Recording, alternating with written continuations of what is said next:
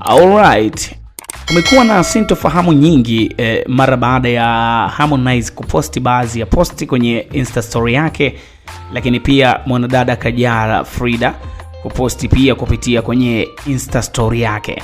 Wengi wamekuwa wakisema kwamba watu hawa wanakwenda kurudiana. Mimi naweza nikasema ndio kutokana na mtazamo wangu. Siku jana Harmonize ilionekana gari ambayo alikuwa amepanda na imeandikwa Kajala 3, ni aina ya Defender nyeupe. Hiyo ambayo unaiona hapo ni mtu ambaye alikuwa anairekodi. Sasa gari hiyo pia inasemekana jana usiku ilikuwa inaenda nyumbani kwa Kajala kwa ajili ya kuenda kupelekwa na Harmonize kama sehemu ya msamaha na kutaka warudiane. Imekuwa noma sana kwa sababu pia gari hiyo ilimuonesha mtoto Harmonize akipanda na Harmonize akiwa ndani akiwa anampeleka shuleni. Sasa zimekuwa sintofahamu nyingi kwamba iwaje gari ambayo imeandikwa Kajala namba 3 ifanye mambo yote hayo na Harmonize aitumie wakati hawa watu sio wapenzi. Na istoshe hapo katikati zimetokea fununo nyingi sana kwamba watu hawa wapo kurudiana baada ya Harmonize kuvunja ukimya baada ya watu kusema kwamba yeye anatoka na Abby Chams, lakini aliweka wazi kwamba ukaribu wao ulikuwa ni kwa sababu ya kazi kuifanya iwe viral, na kazi kweli imekwenda kama walivyotarajia. Sasa inaonekana Harmonize mapenzi yake bado yapo kwa Kajala na kuna kitu ambacho anakihitaji kwa Kajala. Sasa Kajala pia ameposti masaa kadhaa yaliyopita kupitia Insta story yake, akaandika hivi: ukitaka kuishi kwa amani bila stress,